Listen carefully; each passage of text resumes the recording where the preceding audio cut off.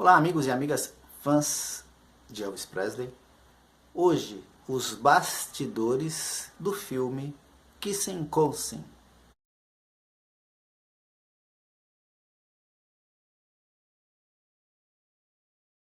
Quando eu comprei o livro Elvis e Eu, lá em 1986, ele foi editado em 1985, mas as coisas não chegavam no mesmo ano aqui no Brasil e eu comprei em 1986. E o livro, ele conta a história do romance e da convivência de Elvis e Priscila. Mas a Priscila, conforme ela vai contando a história, ela cita, por exemplo, Elvis estava filmando Viva Las Vegas ou Kissing Cousin. E no começo dos anos 80, a sessão da tarde passava muito filme do Elvis Presley. E eu hoje sou fã do Elvis porque eu comecei vendo os filmes na sessão da tarde. Então, quando eu lia o primeiro livro que eu li sobre o Elvis, que era o da Priscila, e quando ela citava essas passagens, então isso me dava mais fome de saber os detalhes. Só que era muito difícil você adquirir os livros. E até hoje é difícil porque 99% dos livros não são traduzidos para o nosso idioma, para o português. Ok, eu como tenho o canal e gosto de passar para os amigos o maior número de informações possível sobre Elvis, e pensando naquilo lá atrás, que foi para mim uma curiosidade que eu não pude abastecê-la, né? Eu não pude matar essa curiosidade, tive que esperar. Então eu quero fazer isso pelos amigos. Por exemplo, talvez você que está acompanhando o audiobook do livro Elvis e Eu, então no último capítulo que eu postei aqui, o capítulo 21, a Priscila ela diz assim: na próxima vez que Elvis foi para Los Angeles, onde estava começando a filmar Kissing Cousin, fui em sua companhia. Eu adorava Los Angeles. Era uma cidade emocionante. Em comparação com o ritmo lento a que me acostumara em Memphis. E o melhor de tudo, eu me sentia parte do mundo de Elvis. Sua programação frenética e a intensa atividade cotidiana eram agora realidades para mim, não mais apenas acontecimentos remotos relatados em nossas conversas telefônicas noturnas. Então, aí eu tinha a curiosidade de saber como era, né, sua programação frenética e a intensa atividade cotidiana. Porque é lógico, um astro da magnitude de Elvis Presley, a vida era muito agitada, né? Mas no livro da Priscila, ela vai contar que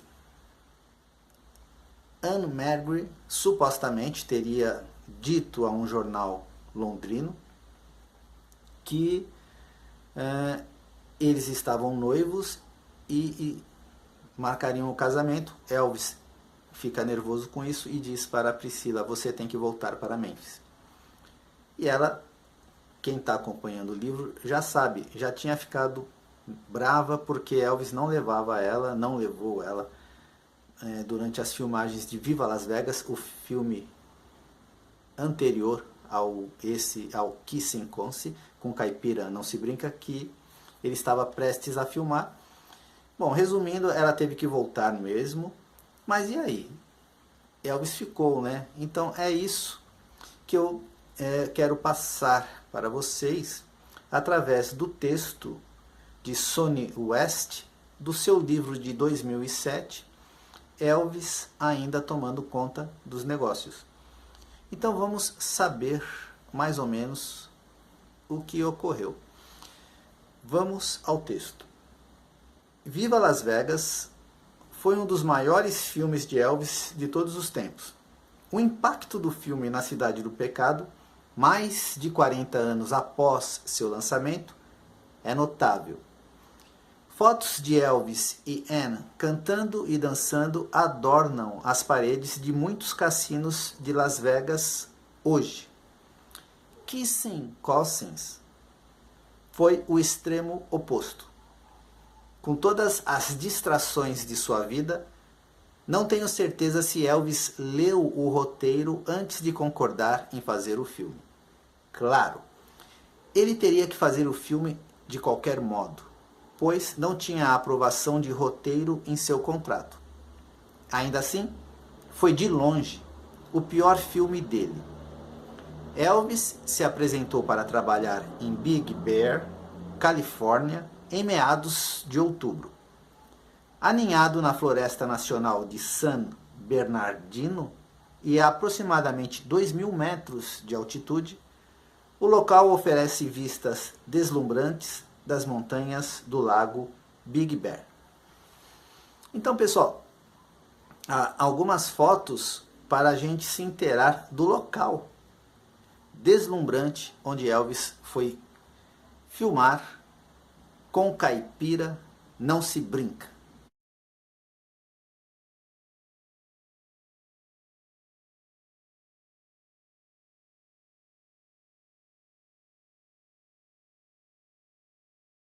Não tão majestoso, porém, foi o roteiro do filme, que exigia que Elvis desempenhasse o duplo papel de Jody Tatum e Joss Morgan, primos muitíssimos parecidos que eram polares opostos.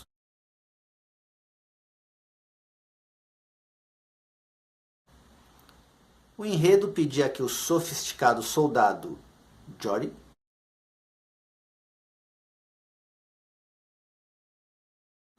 convencesse seu primo caipira Jody.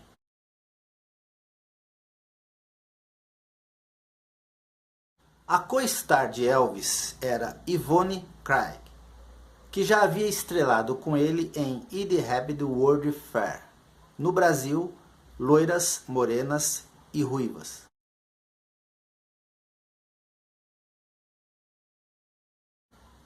Yvonne mais tarde ficou famosíssima por seu papel como Batgirl na série de TV de 1966, Batman.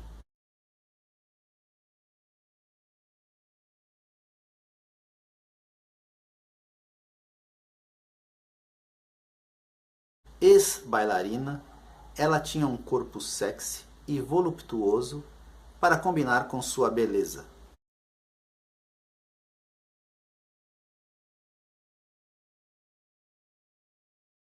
Naturalmente, isso não passou despercebido por Elvis, e eles se envolveram radicalmente.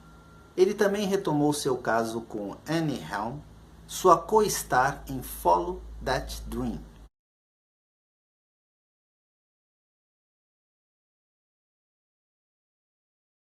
A pior parte das filmagens para Elvis foi ter que usar uma peruca loira. Ele se sentiu um bobo e achava que, com a peruca, mais a camisa de lenhador, jeans e botas de montanhês, ele ficara parecido ao personagem de desenho animado Lee Rabiner.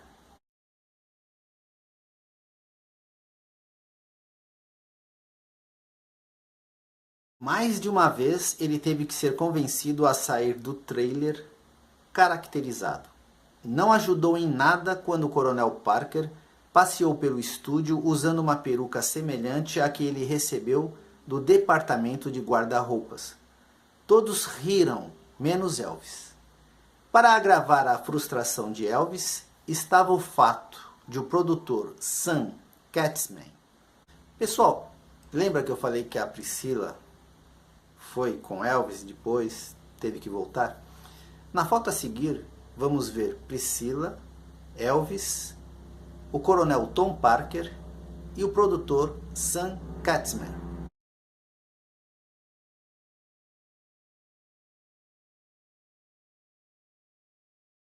No destaque, o produtor que tinha o apelido de Rei dos Rapidinhos. Você já vai saber por quê.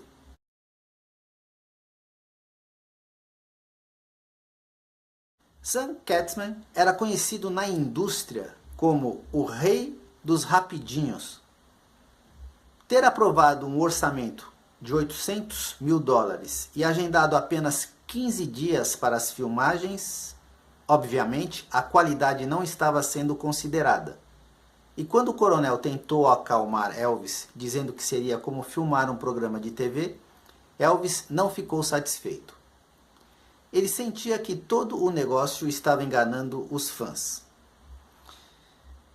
O produtor, ele não repetia uma cena. Ele achava que não fazia diferença, que os fãs, que as pessoas que iam ao cinema não iriam perceber. Na cena final do filme, quando os dois gêmeos, o moreno e o loiro, cantam juntos, então, se você procurar pelo clipe no YouTube, você vai ver.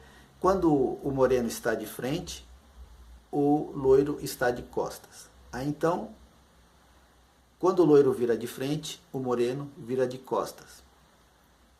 É um dueto de Elvis com Elvis mesmo, né? Só que há um momento que os dois viram de frente e você vê claramente o dublê. Mas o produtor, o Rei dos Rapidinhos, como ele é o Rei dos Rapidinhos, é que ele faz os filmes rapidinhos a toque de caixa, ele não ia gastar mais um rolo de filme para consertar isso. Então o filme foi para os cinemas assim mesmo. Inclusive, então hoje você pode conferir essa falta de cuidado, né, com a produção. Quando a produção terminou, Elvis não via a hora de sair fora. Ele reuniu o pessoal e desceu a montanha no trailer. A estrada era estreita e traiçoeira, com um lado íngreme. Elvis estava ao volante quando os freios cederam. Ele tocou freneticamente a buzina para alertar o carro à frente, que transportava membros da equipe de filmagem, e reduziu a marcha para diminuir a velocidade do grande trailer. Depois de demorados minutos arrepiantes, ele conseguiu conter o veículo. Mais tarde, Elvis brincou sobre o incidente quase fatal, mas acredito que serviu para ele reavaliar sua vida. Agora, rapidinho, alguns recadinhos dos amigos. Fernanda Nudri. Olá, Vince. Assisti os 4 últimos vídeos hoje. Foi massa, como sempre. Queria muito saber o porquê dessa relação de Elvis e Anne não ter dado certo. O que aconteceu na verdade? Então, segundo Sony, uma agência de notícias em Londres, quando Anne Marie estava lá para a premiere do seu filme Bye Bye Bird, citou Anne como dizendo citou Anne dizendo que ela e Elvis estavam noivos e logo iriam se casar. Quando Elvis, a Priscila conta, viu essa notícia, ficou bastante irado. Porém, Sony disse que não acredita que Anne Marie teria feito essa citação, porque ela, e isso é verdade, todos esses anos, tem sido muito discreta em relação ao que aconteceu ao romance. Ela não abre detalhes.